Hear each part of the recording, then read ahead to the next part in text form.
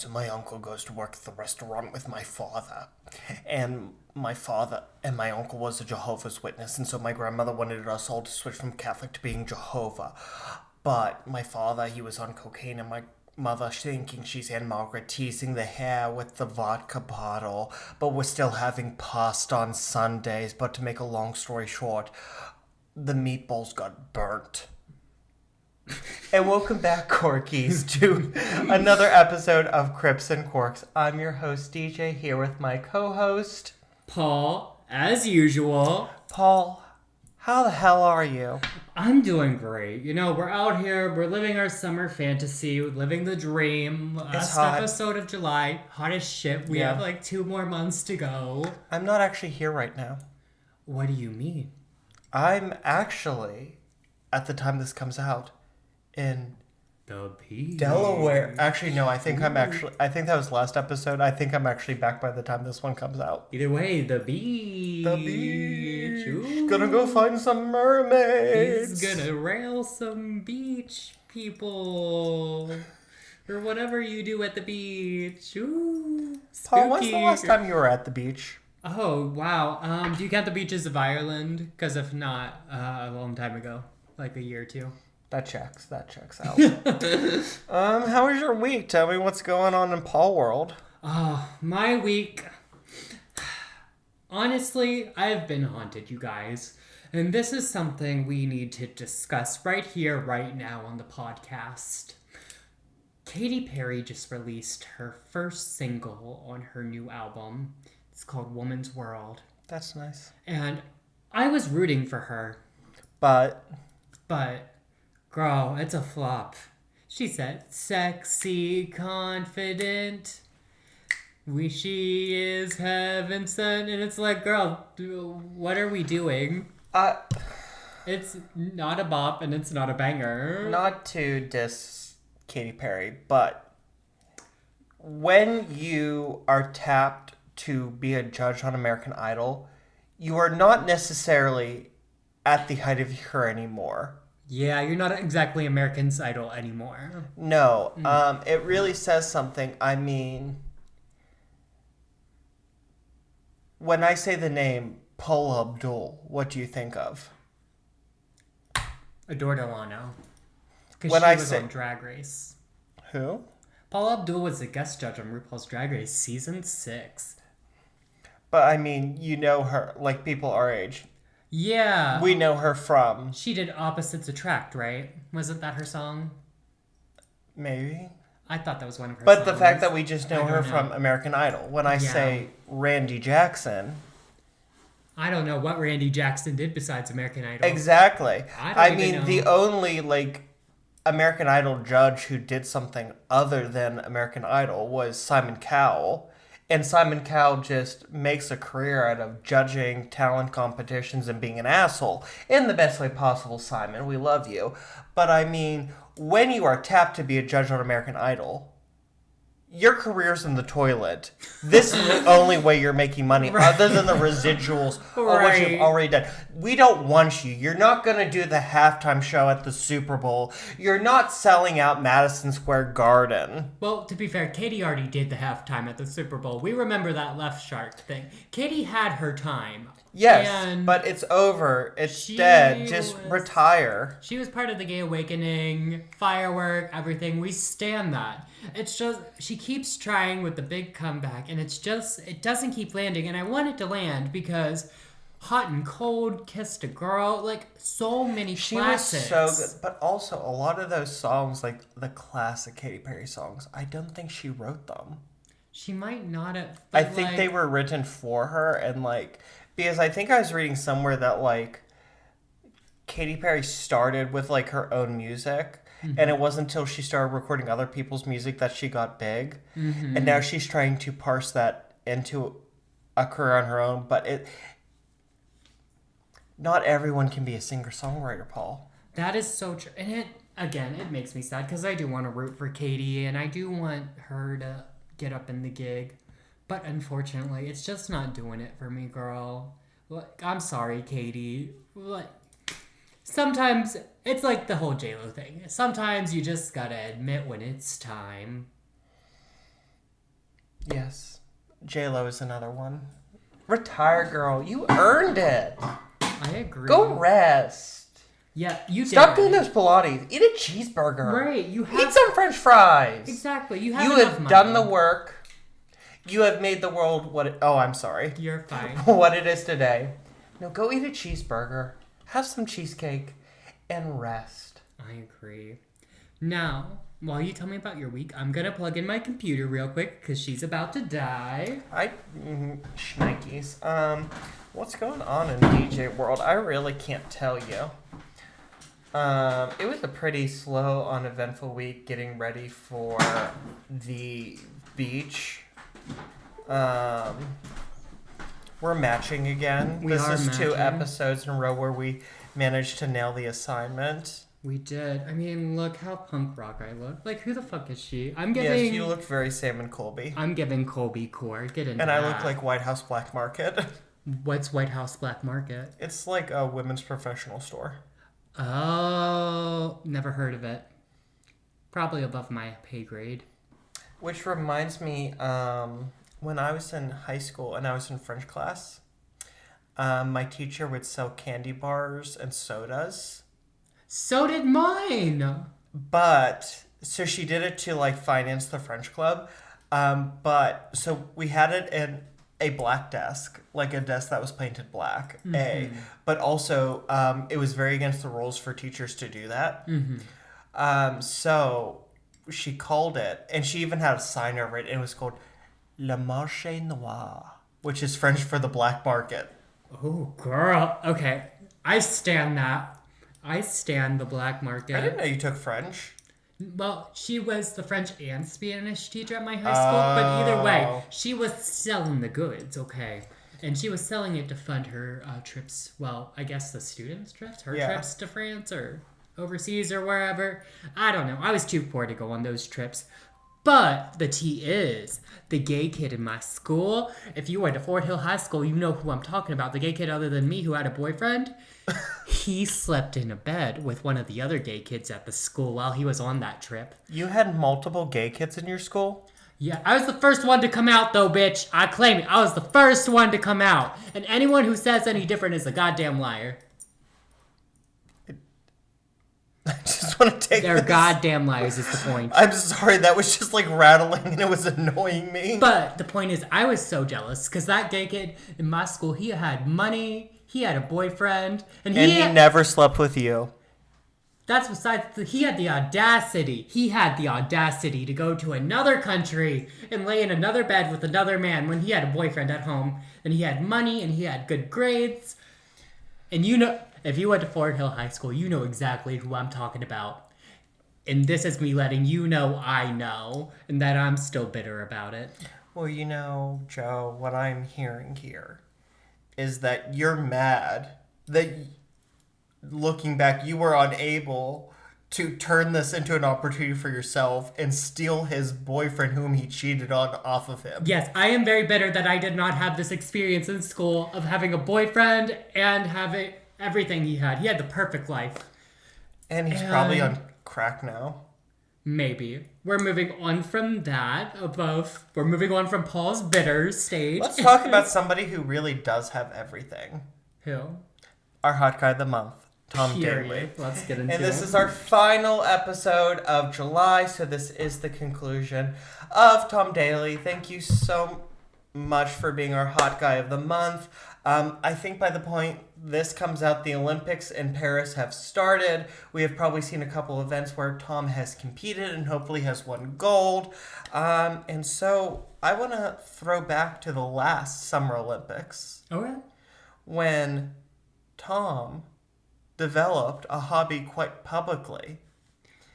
And that is when, during the Tokyo Olympics in 2020, and I think they were actually held in 2021 because of COVID, he debuted the fact that he had developed a COVID hobby, which was knitting and crocheting. Oh, he was knitting. Which he developed during the COVID-19 pandemic. And he unveiled this with an Olympic-themed knitted cardigan he has made. And during the television coverage, when he was not competing, you could often see him knitting or crocheting on the sidelines. And he's actually turned this into quite the little media business. And I think he's actually starting to sell some of his knitted products, or at the very least, his patterns. Is he on that Etsy? I think Tom Daly's a little too big for Etsy. Oh, well, excuse me. But Tom, thank you so much for being our July Hot Guy of the Month. We have enjoyed every moment of going on this journey with you, and thank you so much for forcing us to buy Speedos and those cute little Olympic pullovers that we have, because honestly, I look good as hell in them. Period. At least someone does. And with that, I would like to give a very personal message to Tom. Is this my camera? Tom, if things with you and Lance don't work out, just look at that TikTok and call me. My number is 412-555-EASY. And when that doesn't work out, you can call me. Would you like to make up a phone number for that? Yeah, if you want to call me Tom Daly, you can call me at 301-442. Hot. That's only 3 letters. That's only 3 numbers. Hot with 2 T's. Okay. See, I thought you were going to go with slut.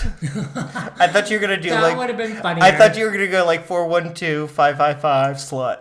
That would have been a lot funnier. We'll get them next time, kids. We'll get them next time. Jesus Christ. But thank you again, Tom Daly. Good luck at the Olympics. It was so fun. We will be rooting for you because Lord knows our country's a mess. Bring it home for the gays. And with that, you ready to drink? Oh, I'm ready, honey. Let's get into it.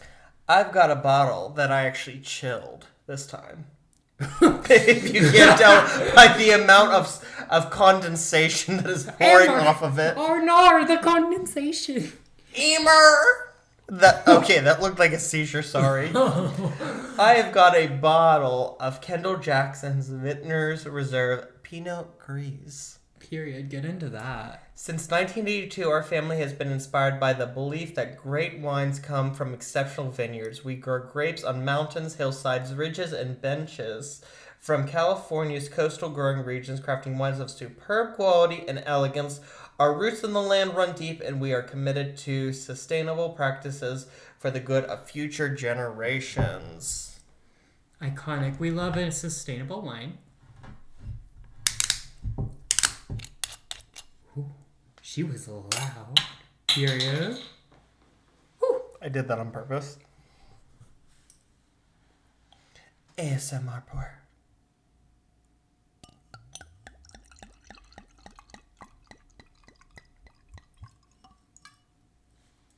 Thank you.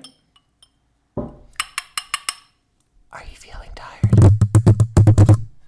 Are you feeling tired? I don't know how to do ASMR. Okay, Stupid. now I'm going to do my visual ASMR pour. AIDS? I said visual. Where did I say AIDS? You didn't.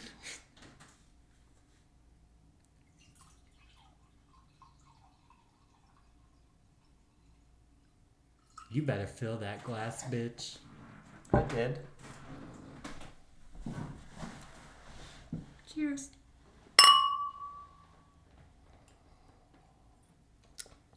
Oh. 5 grapes. 5 grapes, motherfucker. That's much better than that bubbly you had last week. Oh, yeah. That got me in the pussy. Okay. Oh. Y'all need to get y'all some Kendall Jackson. Can you help me? I have a strap hanging out. Can you tuck it in? Oh. That wine is so good, though. Y'all need to... This is the perfect summer wine. Perfectly smooth. Perfect amount of dry. Well, we had that, They don't want sponsorships. Y'all want to give us a call? I'll drink this every week, what was that bitch. Pinot Gris we had? Was it the Romanian Pinot Gris for Brand Castle and the Real Dracula? Probably. Was that... I don't even remember that one. It was Eastern European, and so when I saw this one, I was like, you know what, we like that. That's something different. It's really good. Y'all need to get yourself a bottle of this Kendall Johnson. What? Jackson. Sorry, I got Johnson's on the mind. When Silly don't me. you? Exactly. I thought normally you had holes on the mind, but okay. Oh. Oh. I'm sorry. I thought of something really unhinged. I thought about doing it, but then I remember last weekend I was a little too unhinged. So I figured we're gonna reel it back. We're gonna be scholarly. Reel it back. Scholarly gentlemen this week.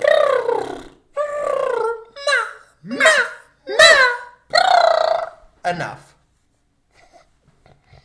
If you can name that reference, we can't give you anything except for admiration. So, Paul, let me tell you a story. Let's get into it. A widow, driven to near madness, seeks help from a prominent psychic. Her entire family has been killed suddenly, and she is left alone and afraid. The psychic's news is not good. She is being cursed, not by one, or two, or even 5 spirits, but by hundreds who seek her death. How can she escape the same fate as her family? The psychic consults the spirits and commands her, "Go west until you can go no further, and build them a house in which they cannot escape. And should you ever cease construction, they will come for you." That very day, Sarah Winchester left Connecticut for California, where she would build a house beyond all explanation. Today, we discuss the truth behind the Winchester Mystery Mansion.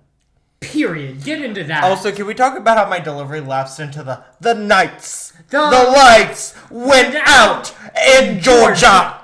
Okay, your delivery was perfect, though, bitch. Get into that. Also, I know we're not talking about Sam and Dean Winchester from Supernatural. Get into that, all my Supernatural fans. But, Gerald Eccles, if things don't work out with me and Tom Daly, you can reach me at 412-555-EASY. You can reach Paul if it doesn't work out between you and me at 412-555-SLUT. Period. Because this is Slut Pop. And some people don't realize that, and I wish some more people would just own up to the fact that this is Slut Pop. Whip your dick out. Do it right now. See, I just want a man who beats my ass like a drum and Well, you really took that extra mile. You really know how to take it that extra mile. I know that's not Kim Petras, but isn't that the lines from Beat so fat, gonna make me over to your place. Wait, I thought we were an explicit podcast. We are an explicit podcast. Are you gonna bleep me out saying that? Well, Kesha bleeps it in the song. DJ just likes to take it there, and I admire him for that. So we're gonna begin with Sarah Lockwood Pardee. That's with a D, not Party, Pardee. And she was born in 1839 in New Haven, Connecticut, to Leonard and Sarah Pardee. Now, she was formerly named Sarah both after her mother and after her eldest sister, who died at the age of 1 from cholera. But from the time of her birth, she was referred to as Sally after her father's mother. She was her parents' 5th child and 4th daughter. Leonard was a skilled craftsman and ran a successful mill and wood shop. Sally was very educated. She had a private French tutor and took music lessons. She also came from a very forward-thinking and opinionated family who often publicly expressed their opinions on matters such as women's suffrage, the abolition of slavery, and animals' rights. She was a modern woman, and I'm here for that. She really was. There's one story about later in life where a boy came to her and said, like, "Oh, like, you have all this land. Could I please hunt partridges to feed my family on your land?" And she tore him a new asshole on, like, the fact that he, like, wanted to go and kill these innocent birds. As she should. Sally was described by biographer Mary Jo Ignoffo as an independent thinker, but somewhat less social than the rest of her siblings. Okay. So she very much thought for herself, but she was a little shy or a little less outgoing than the rest of her siblings. But not that she was a recluse by any means. Okay. In 1862, the 23-year-old Sally married William Wirt Winchester. the son of Oliver Winchester, who was the founder of the very successful Winchester Repeating Arms Company, which in 1870 released the gun that won the Wild West. So the gun's name is Winchester, right? The Winchester rifle. Yeah. You literally, like, that was the next words out of my mouth. Okay, period. Sorry. Yes. So, and Oliver Winchester was actually initially a shirt manufacturer. Okay. And that's a big jump from shirts to guns. But he saw an opportunity where there was this arms company and it was kind of going under. And he bought it. And it had this really great engineer, a Dr. Henry. Mm-hmm. I forget his first name. And Dr. Henry formed this great rifle called the Henry rifle. And it did not do very well. Mostly because this was during the Civil War, and this was a gun where you could put multiple rounds in, mm-hmm. rather than gunpowder, bullet, fire, gunpowder, bullet, fire. You'd think they'd like the more automatic one more for war. But it was, so at this was the time of very, like, you would have rows of soldiers marching towards one another. Mm-hmm. And also, these were very expensive. And just like today, the government did not always want to pay for the most expensive things. Very much like today. And it wasn't until 1870 when the Henry rifle was perfected into the Winchester rifle that it took off. And it was a huge part of the settling of the Wild West. And it was used by a lot of cowboys and lawmen in the West. So... used by a lot of cowboys, just like me. So, in 1866, Sally gave birth. And yes, her legal name was Sarah. Most other sources will refer to her as Sarah. On this podcast, I prefer, and I think you and the audience has picked up on this, I prefer to use the name that the person preferred in life.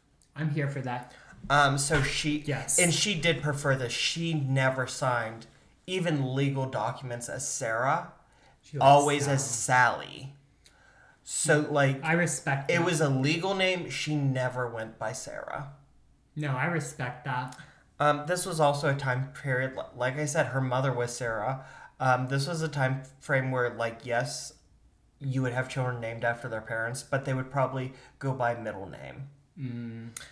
So we are just going to go with Sally throughout this. In 1866, Sally gave birth to a daughter whom her and William named Annie after William's elder sister, Anne Winchester, who had just died in childbirth shortly before. However, Annie died just 1 month later of marasmus, which is a type of malnutrition. And this totally plunged Sally and Winchester into a deep despair. It was so bad for Sally that she became a recluse and refused to enter society for nearly a full year.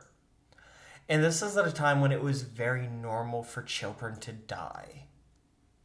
I mean, what's traumatic to one person can have, like, a bigger effect to another person. So I get it. Like, you're still losing a child no matter how common it was. But what I'm saying is, like, this had a profound effect on Sally. Right, exactly. I'm not saying, like, she was more right than any other parent, and I'm not saying, like, any other parent. But I'm just saying this, like, this had a profound effect on her. Right. But... once she moved past it, I don't want to say she got over it, once she moved past it, she threw herself into the study of architecture and design because she and William were building a mansion in New Haven, Connecticut to live in. Okay. And so both of them studied architecture, different styles, different design styles, and they ended up building this beautiful mansion with Italian marble mantelpieces and German crystal chandeliers, Persian rugs, fine wallpapers, beautiful art. Like, she dedicated herself to making this beautiful home. Mm-hmm. Because that's what she found she loved doing. Now, is this going to end up being the mansion we're talking about, or is it a different No, it's a different one. Okay, period. And she grew to love architecture so much that it would become a lifelong passion. And she began to learn about real estate, investments, and business from her father and her father, or I'm sorry, not from her father, from her husband and her father-in-law. Okay. They both kind of took her under their wings and started teaching her about real estate and how to buy and sell property, about the business that they were involved in. Like I said, this was a very intelligent woman. Her family was fairly middle class growing up, but she really took the education she had and she ran with it. Now, in December 1880, her father-in-law died and left the bulk of his fortune and the Winchester Repeating Arms Company to William, who died 3 months later in March 1881. Now, William's her brother? William's her husband. That's crazy. I know that was a thing at the time, but the whole ass your father dies and leaves your shit to your husband, I'd be sick. Now, what this meant was because Oliver died first and the money went to William and then he died, Sally inherited a good deal of the Winchester fortune. Ooh, okay. No, she did. Rich. Now, legend has it that she inherited $11 million. Do you know what I would do with that money? I mean, you already know what I'd do, but for the people at home, I'd buy an Olive Garden. Because I love an Olive Garden. You wouldn't buy a Olive Garden. You would buy Olive Garden. Yeah, I'd be the new Olive Garden. And anytime you would roll up to an Olive Garden, it would just be a picture of me. And I'm not even Italian. You would rename it Paul's Bush. Paul's Bush. Yeah, it's now going to be Paul's Bush.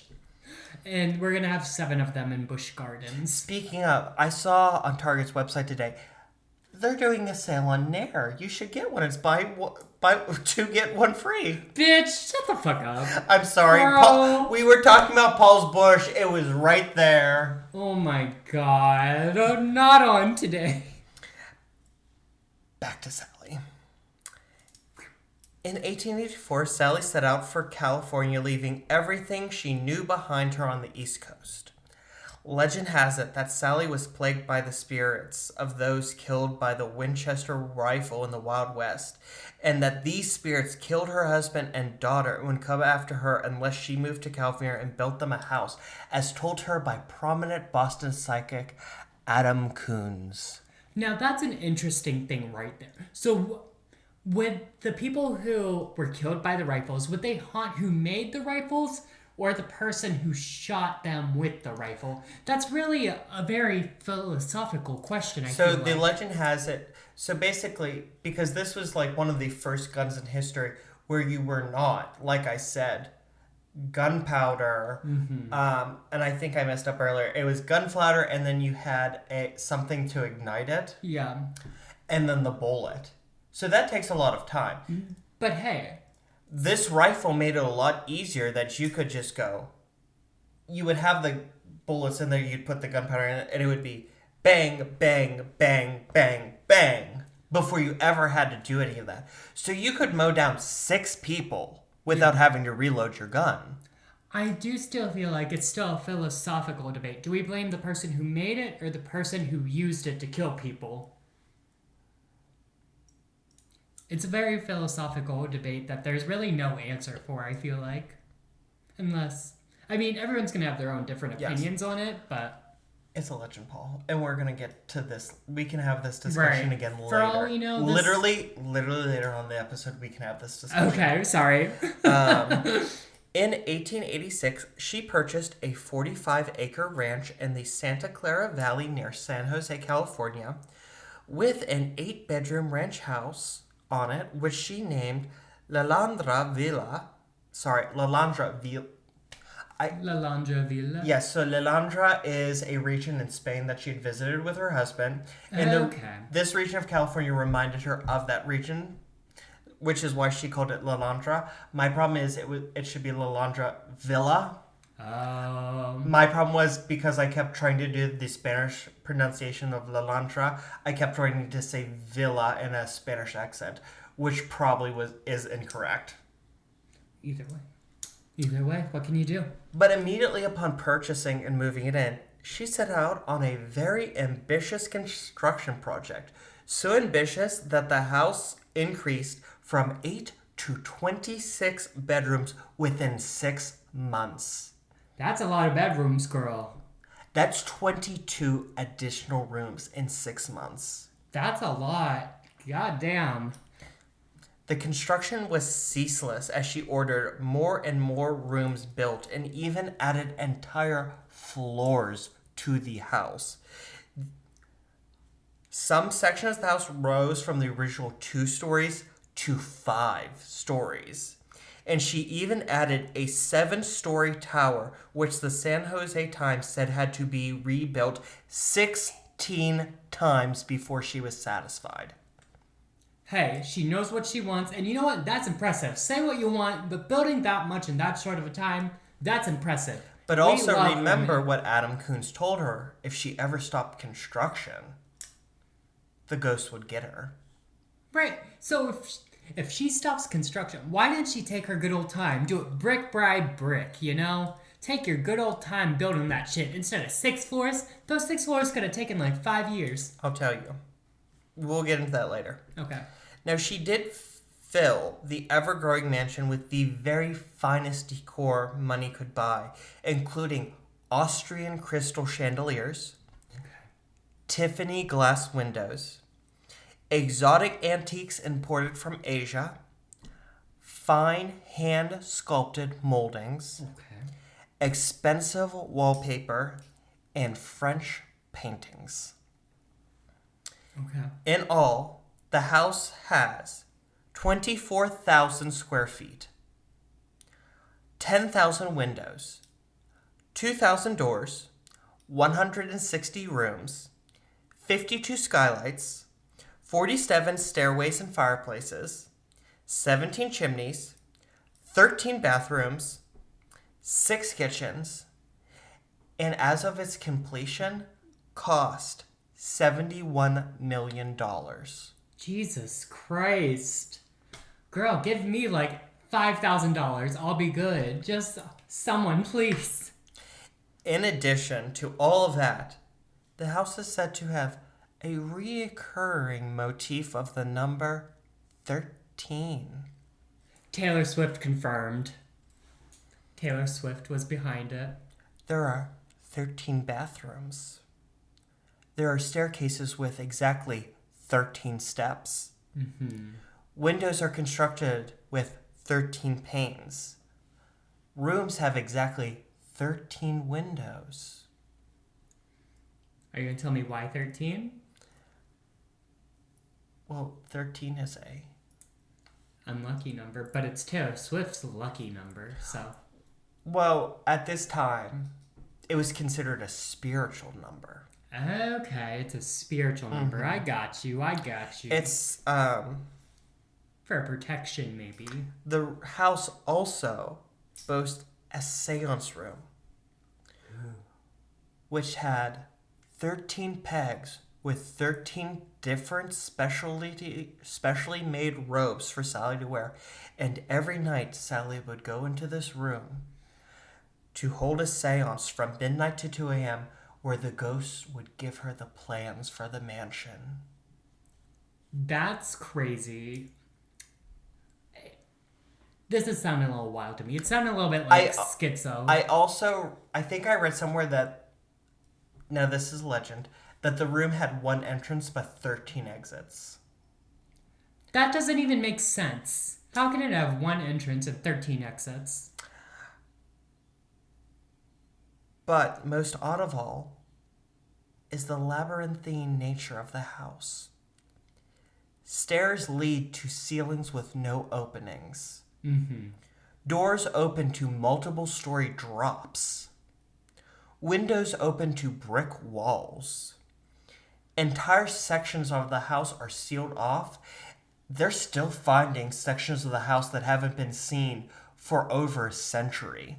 See, that's really cool, actually. It would be so cool to find, like, one of the, like, sections you haven't seen yet. That would be so cool. All of this to appease the spirits or to trap them.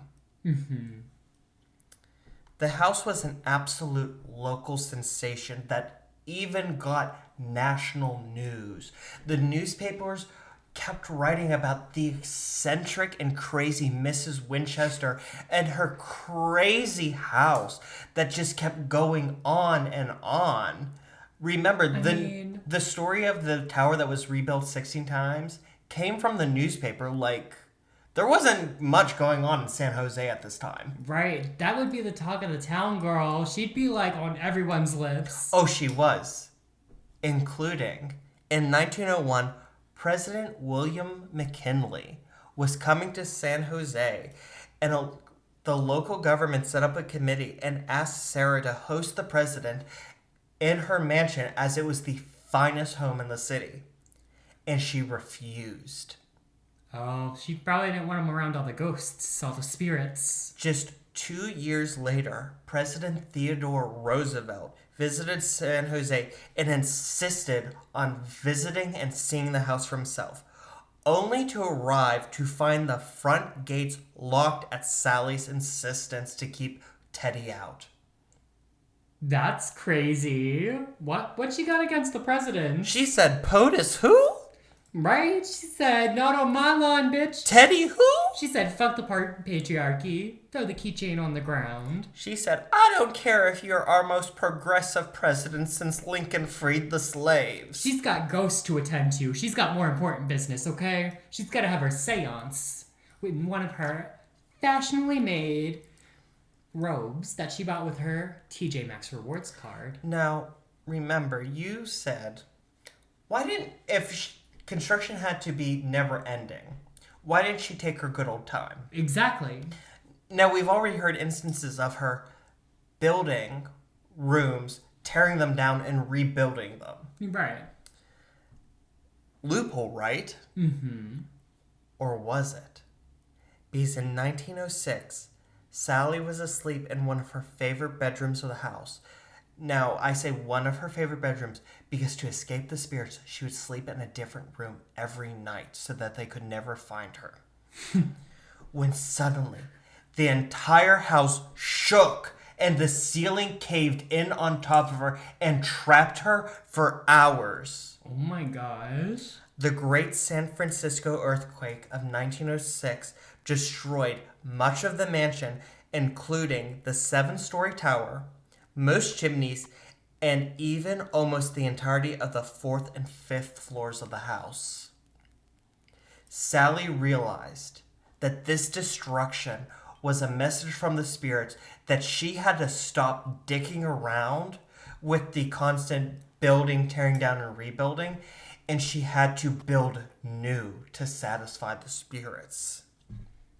I have a lot of thoughts, but I'll save them for the end. No, you can go ahead. I feel like this is another example of people taking, like, natural occurrences, like hurricanes, earthquakes, things like that, and applying supernatural things to them like they did in the past. Because, like, I have a hard time believing that that big old earthquake in California that infected thousands of people was just the ghosts saying fuck you to Sarah Winchester. She didn't say that the earthquake was a fuck you to Sarah Winchester. She thought it was the vast destruction of the house. Mm-hmm. Like, that it was so badly damaged was the ghosts. Basically, the earthquake happened and the ghosts started tearing it apart. To basically be like, we're coming for you. See, You're not safe, girly. I still have my thoughts. She's taken a natural disaster and keep that in mind. Okay. So she continued to build and build and build until September 5th, 1922, when Sally Winchester died in the Lalandra Villa, and at the news of her death, all construction ceased for the first time since 1886 when she moved in. You can still visit and see nails half hammered into walls and beams left there from the moment the news of her death was broken. They didn't waste no time. They said, she's gone. We don't got any more money coming in. We're out, bitch. Sarah left. Well, also, she was the one with all the plans. How are you going to continue if there's nothing more? It's so funny to me. They didn't even finish nailing in like those things. They just dropped their hammer and they said, okay, we're done. Sarah left a vast estate, including all of the interior furnishings to her favorite niece, Daisy, and this mysterious mansion in which she attempted to trap the souls of those her family's weapons killed and who stalked her up until her very dying breath. Ooh. Not even a full year, less than a year later, the Winchester Mystery Mansion opened as a tourist attraction. Less than a year later? Who opened it? Was it her family members who opened it? They sold it and somebody bought it. Okay, so they saw a story and was like, we're running with it. And I'm so glad where you said they saw a story and they ran with it. Mm-hmm. Because this story is so absolutely fucking fantastical. Yes. Never-ending construction, trying to trap ghosts, stairways to nowhere, doorways to multiple story drops. Mm-hmm. How on earth could it possibly be real? Bitch, if you tell me this shit isn't real, I'm gonna jump you. Because I've seen so many stories of this. I've seen Ghost Adventures go there. I saw Garrett Watts go there. I saw everyone go. If you tell me this shit isn't real, I'm gonna jump you in a parking lot. Despite the stories and legends which surrounded Sally Winchester and the building of her house,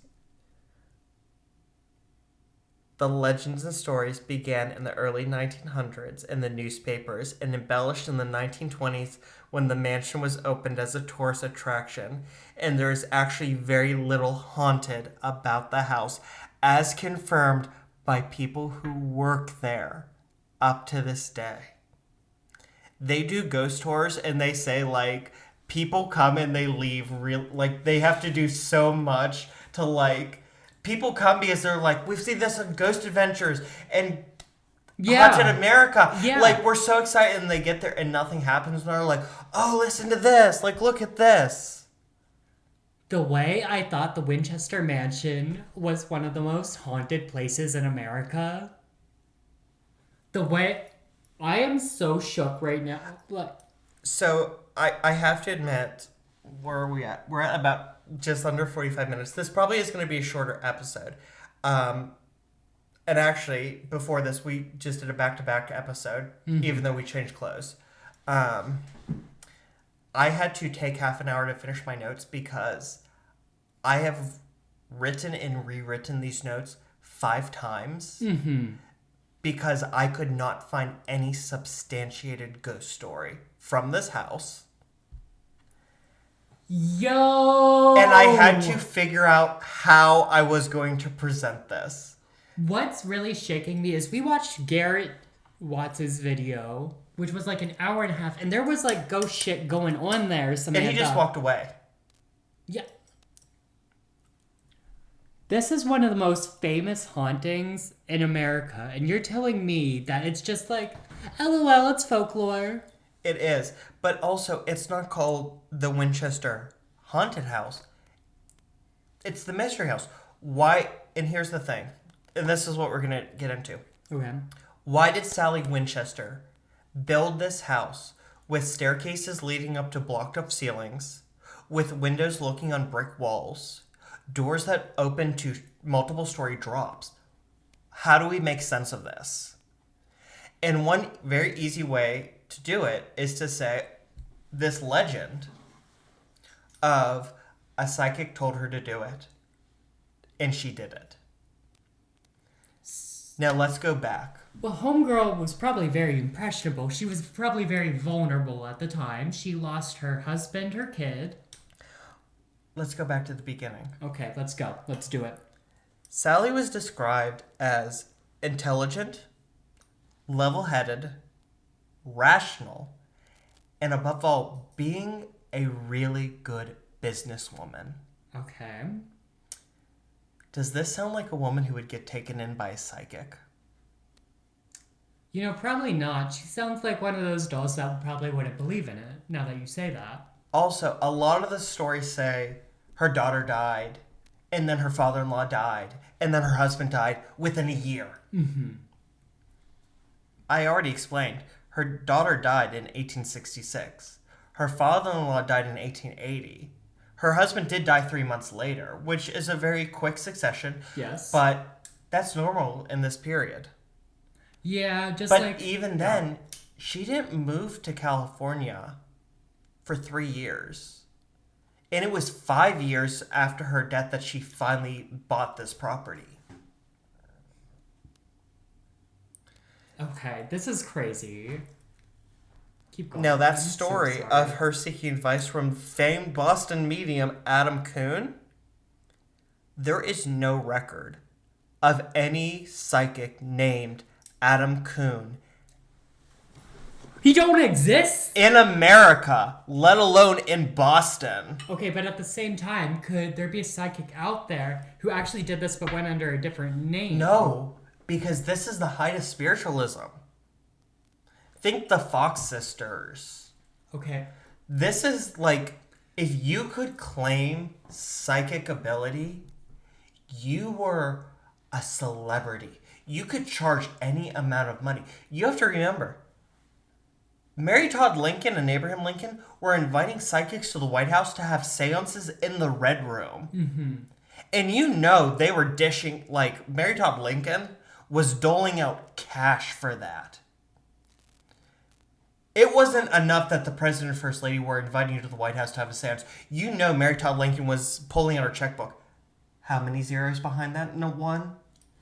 Okay, but at the same time, let's say you grew up in a religious family and you had psychic ability and you knew that if you came out about it, But no, Paul, what I'm saying is, there is no record of any business, like psychic shop, registered to an Adam Kuhn.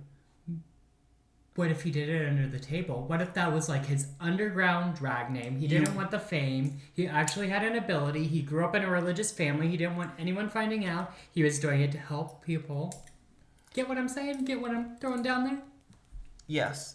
And let me counter it with this. Okay. What if you're selling car insurance? Mm-hmm.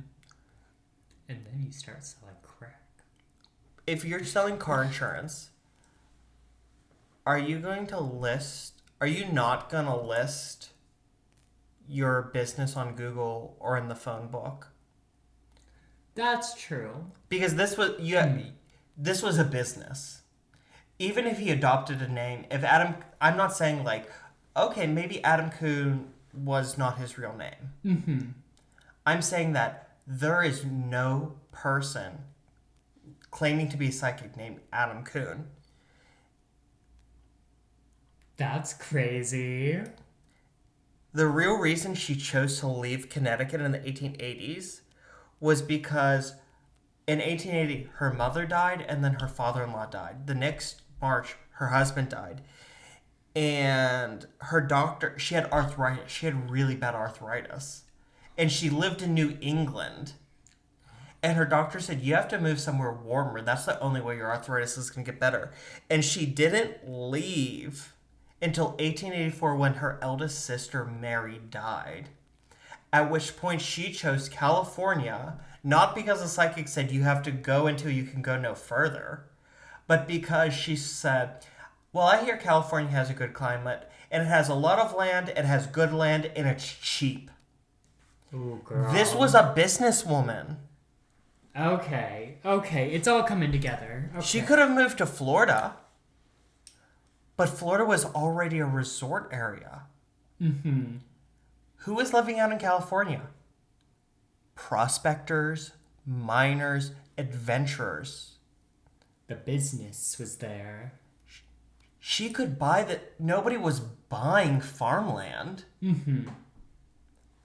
She could buy a lot of it for cheap. I mean, in the Santa Clara Valley, she was one of the first people to grow crops. They were just like growing, like, they were just raising livestock. Mm-hmm. She came in here and she said, you know what? This has a great temperature and really good soil. I can grow crops and have gardens. Okay, so she moved there for a business venture. That still And for her health. It doesn't explain, like, the continuous building yet. Like, so that rambling structure built for the spirits to either confuse them or trap them or whatever. mm-hmm. Remember when I said she really loved architecture? Yeah, didn't she go to school for that? She didn't go to school for it. She studied it. She studied it. But, like, she studied from, like, books and, like, drawings. Mm-hmm. So she moved to California, where all of the local architects were far less experienced from any architect she had ever met on the East Coast. On the East Coast, she had met architects who had gone to Paris and Rome and Vienna and studied the great cathedrals and palaces. In California, she'd meet an architect and they'd be like, I can build you a beautiful wooden house. Okay, but I feel like an architect would know not to build a window in front of a fucking brick wall or build. But that's the thing. Sally met these architects and said, I actually know more about architecture than you. Okay. And she took the project on herself. And the problem was, she never sat down and said, I want to build this entire house like this. Thank you. Mm-hmm. She never said, I want to build this entire house like this. She said, okay, I have this existing structure. I think I want an attic garden room there. Let's build a garden room there. But I think we need to put a breakfast room next to it. Let's build that breakfast room. You know what? Now, instead of having rent up there, we need 2 bedrooms. Oh gosh, now that we have bedrooms, we need another bathroom. Oh my gosh, there's no hallway. We're going to have to add an addition for a hallway. But we can't just add a hallway. We need to add more rooms. Okay, so it's like the blind leading the deaf and blind or whatever that saying She is. had no cohesive plan. Mm-hmm. She literally tackled this project room by room. Mm-hmm. So this really explains everything weird. The stairs to nowhere. She needed a room there, so she sealed off the staircase. The doors to long drops. Sally always intended a room to go there, but then she never got around to it. Or the earthquake took the room out and she just said, lock the door. Girl, that's crazy. Windows looking at brick walls. The room initially had a view, and then she said, actually, I need a room to go there. Mm-hmm. She herself corroborates this. I'm going to read a passage from a letter she wrote. All right, I'm ready for it. Quote, I am constantly having to make upheaval for some reason. For instance, my upper hall, which leads to the sleeping apartment, was rendered so unexpectedly dark by a little addition that after a number of people had missed their footing on the stairs, I decided that safety demanded something be done. So over a year ago, I took out a wall and put in a skylight. Then I had to have plastering done. Bless you. Sorry. Bless you. I'm so sorry to our video listeners for that one. Then I had to have plastering done, and as that could not well be done in the heat which succeeded, I had to wait for cooler weather. Then I became rather worn and tired out, and dismissed all the workmen to take such rest as I might through the winter. So she's literally saying she's built this stair landing, and it's too dark. Mm-hmm. So she tore down a wall, and she added a skylight. Oh, there's a room up there? Get rid of that room. We need a skylight here. Oh, there was going to be a bedroom there? Not anymore. I don't care if there's a door leading to that drop. So, this is a woman who just doesn't know what she's doing, basically. And what did she was an amateur architect. She wasn't looking at it as, okay, this is the outline of the house I want, so I can have rooms here, here, and here. She was saying, I want to add a room here. And then let's add one here. Let's add one over there. You know what? Let's add one up there. I think I want one over there. Wouldn't you think at some point the architects, though, would be like, hey, sister, we can't be doing all this. No, Paul. There were no other architects. She was the architect. But what do you think the people building the shit would be like? Girl, what are we doing here? She bought this house in 1886. She continued building it till 1922. Yeah. That's 40 years. Mm-hmm. So she probably was employing at least 2 generations of builders, if not 3. She was probably hiring men whose sons were apprenticing for them, whose sons were apprenticing for them when construction started. So probably as many as 3 or 4 generations of builders she was single-handedly keeping employed. That's kind of wild when you think about it. But either way, it's and also, wild.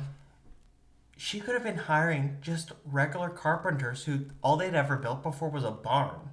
Mm-hmm. And there's this woman from the East Coast who says, I know all about European architecture. And they're probably going, okay, this is what European architecture is. I guess you could look at it as like her giving back to the community because she's like, okay, I've created these jobs, and as long as I keep building, these people have jobs. And she had all this money, and she was a very good employer. Mm-hmm. In her will, at least 5 of her servants were listed by name as getting a monetary bequest. I wish. Someone please give me money. Like, she was paying well. Mm-hmm. Like, she was like the richest woman probably in the state at the time. That was a joke. I'm fine on money. Trust and believe.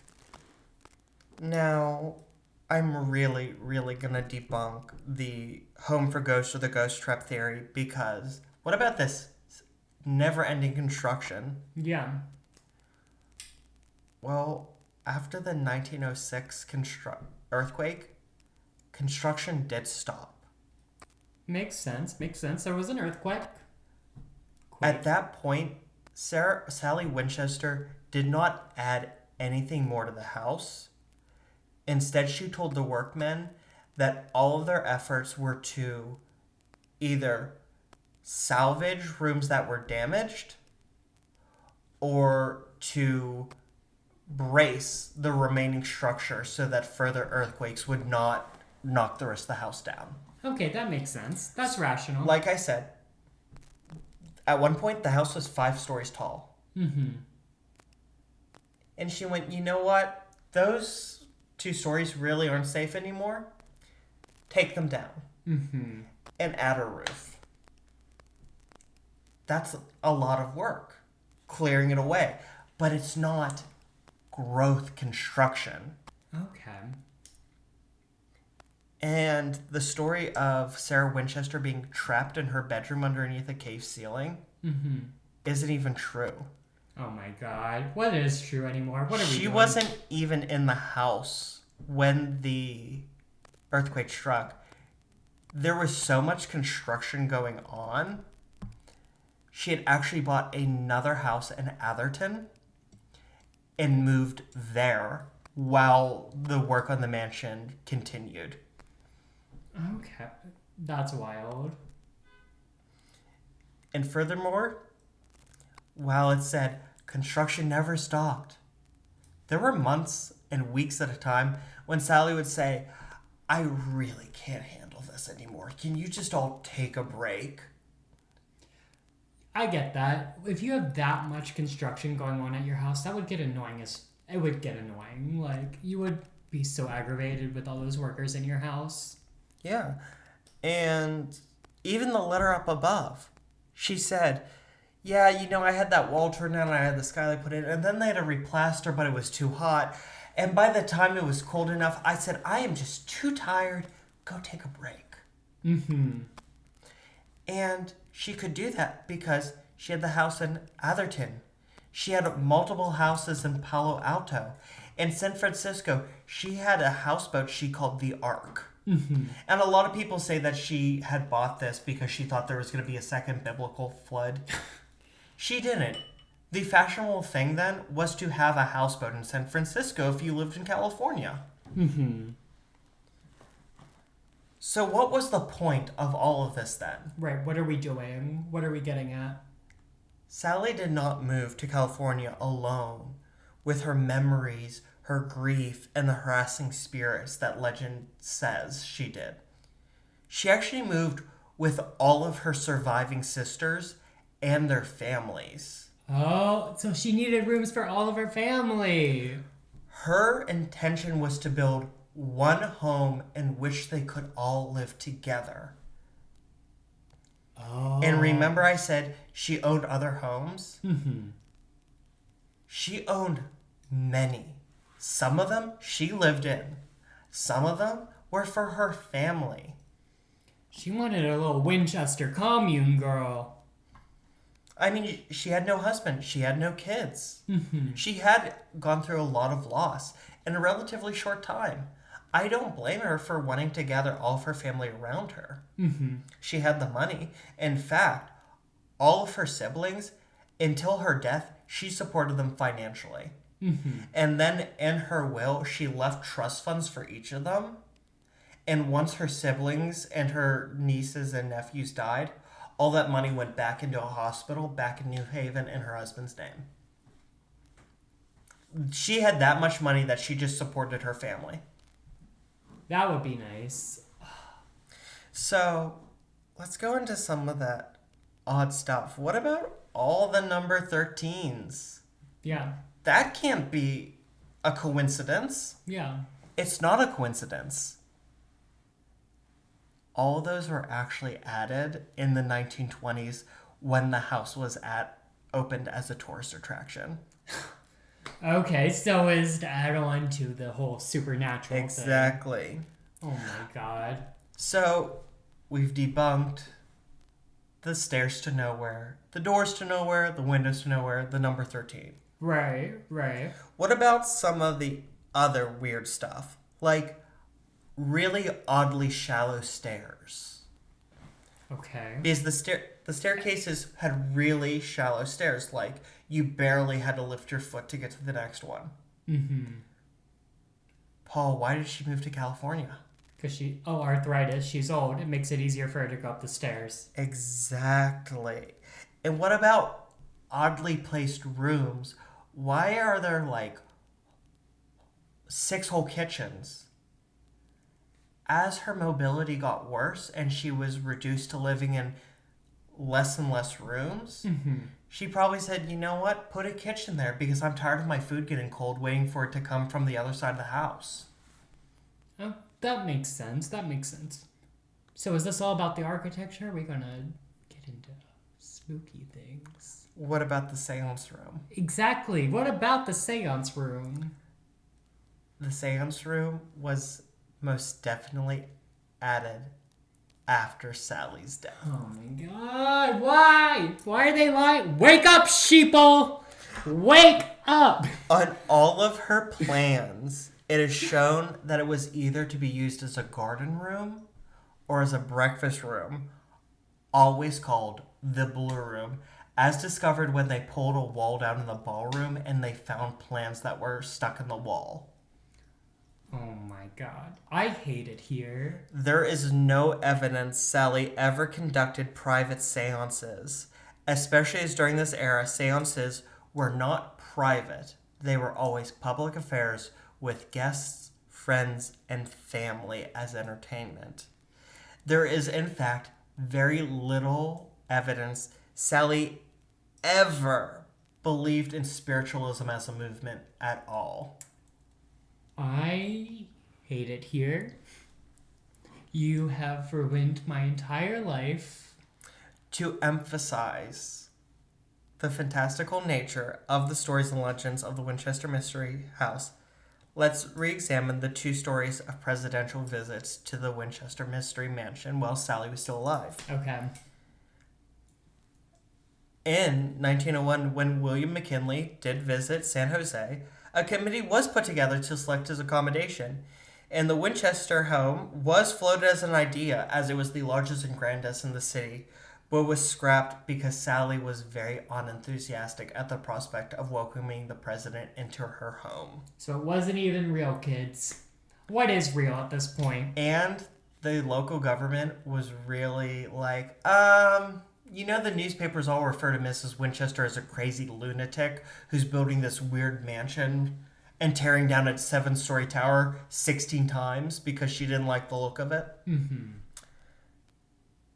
And when Theodore Roosevelt 2 years later visited San Jose, he was actually offered a chance to come and see the mansion, but he refused because he said that the press could construe his visiting of Mrs. Winchester as an endorsement of the Winchester Company. See, that makes sense. Which he felt was very unpresidential. No, that very much makes sense. I get that. Sally was actually super apolitical. Mm-hmm. And only spoke out in the area of politics once when D.F. McGraw, a candidate for county assessor, accused her of claiming a meager $640 for assessing all of her many properties in California, which, if elected, he would rectify and charge her the full amount that she should have been charged. Sally was enraged and wrote a letter which she published in all California newspapers, not just the county he was running in, citing the fact that the $640 assessment he cited was for only one of her properties, listing the assessments of the rest of her properties in California, and the accusation that McGraw was attacking her only because she was a woman who could not vote.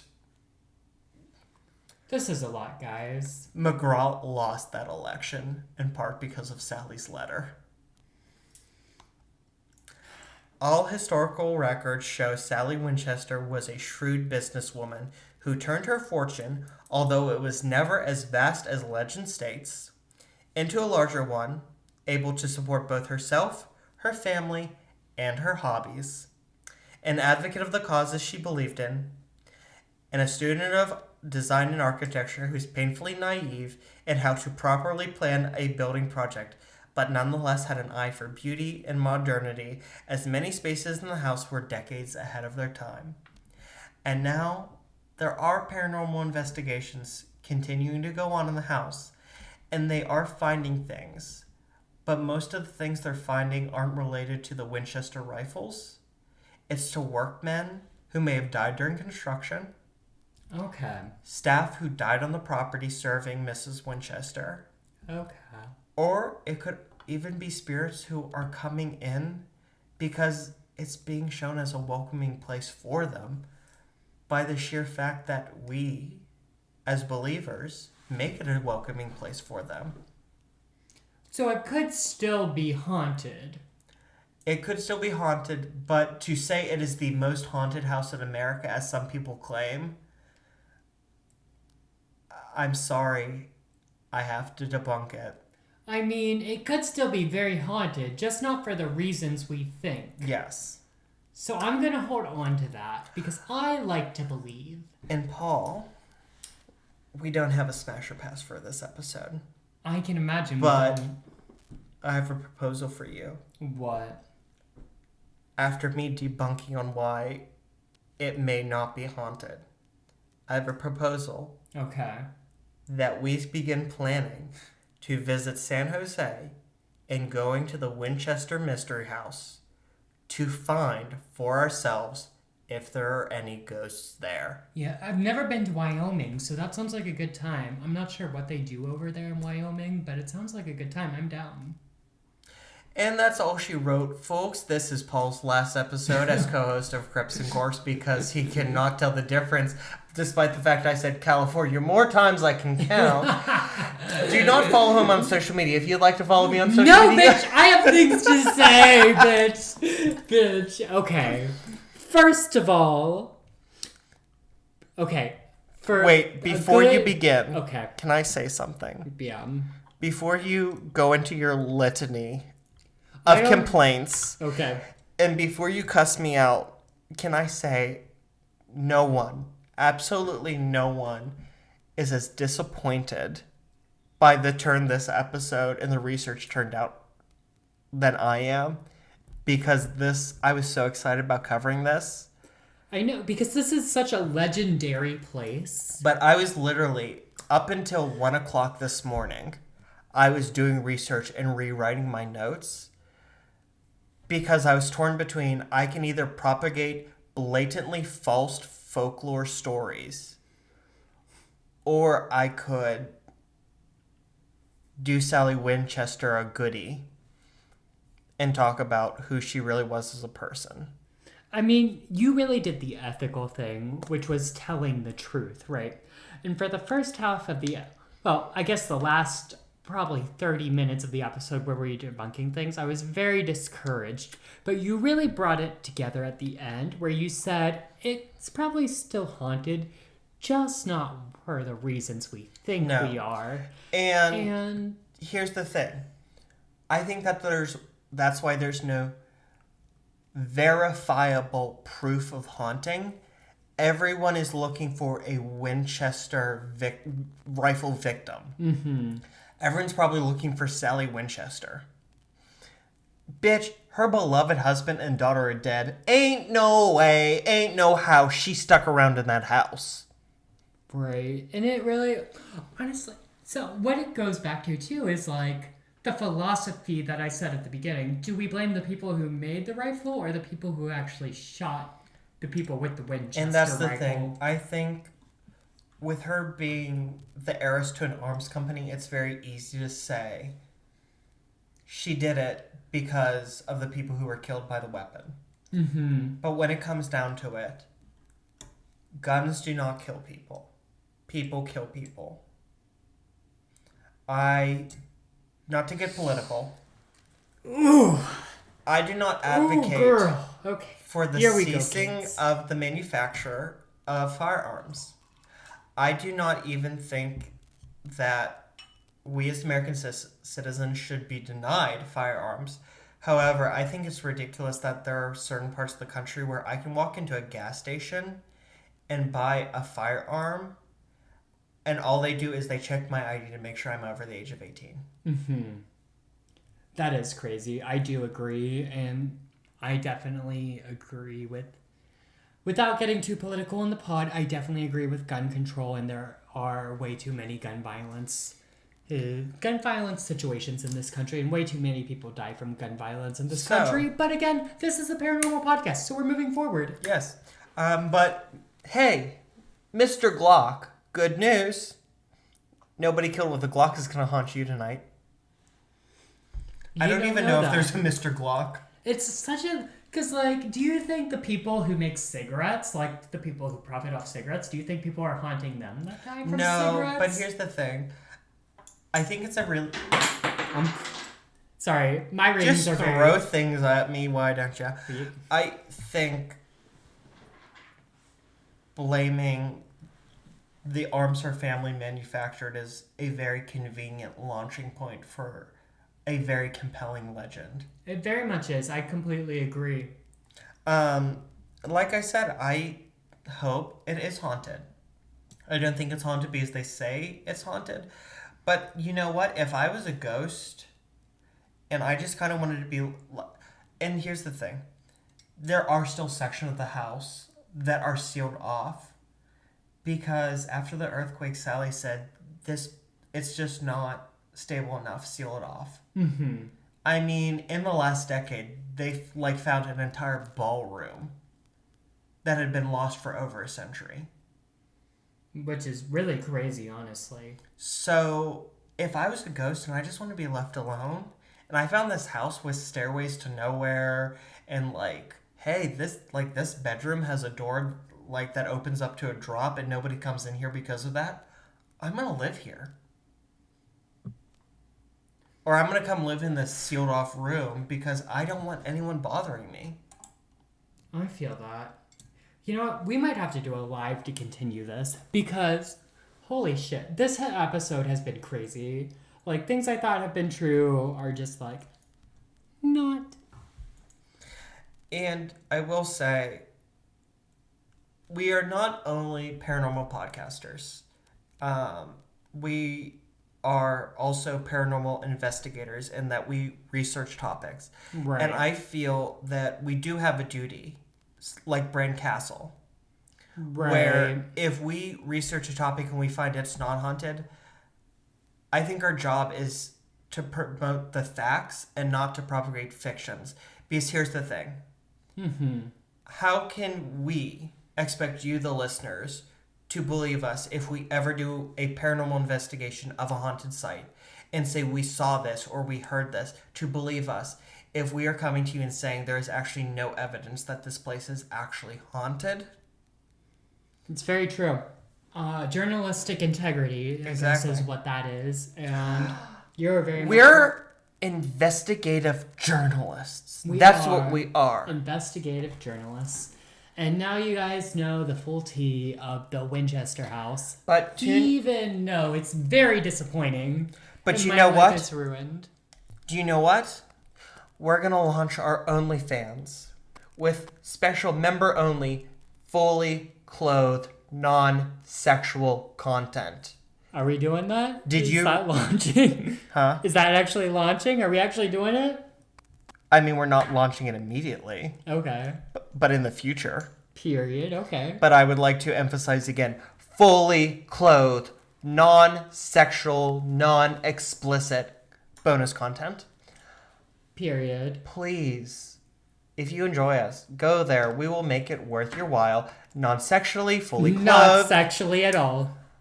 We're doing the OnlyFans for a gag. Anyone can do Patreon.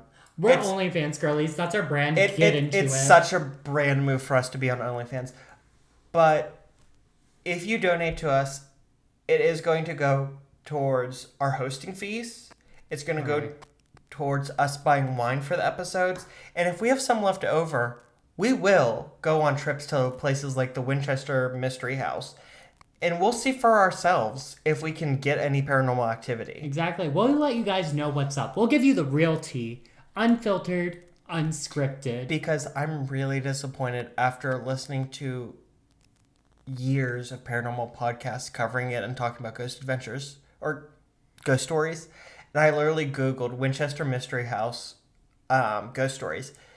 And I checked 5 different links. And all of them said, there is no verifiable hauntings. And we're going to give you guys the breaking. I even looked on Reddit. And tourists could not give me anything. Mm-hmm. And if people on Reddit are saying, like, I couldn't find anything, I'm not making anything up. Exactly. So we're going to give you guys the full tea. What's going on, what's going down. And you know what? If we go to a place, if we ever start ghost investigating, we go to a place, we're going to let you know if that shit ain't haunted. We're going to let you know what's going on, what's going down. Because at this point, we ain't got nothing to lose. So we're going to let you know what the fuck's going down, okay? And with that, that's all she wrote on that. All right. So we do have lots of... So next month is August. We will have a new Hot Guy of the Month. We will. I already have him picked out. Mm-hmm. I'm really excited. I hope you all will be excited when we get into him. He is... Oh, that's probably saying a little too much. It is a he and not a she or a they. Oh. But he is one of my new favorite people, and I am very excited to learn more about him with the rest of you. And I'm very excited to learn about them, too. We also, not to reveal too much, have a special project that we are working on behind the scenes. A very that we special hope project to release at earliest at the end of next month. Yeah, hopefully. At earliest. Yeah. Don't hold us to that. We are going to try our damnedest, but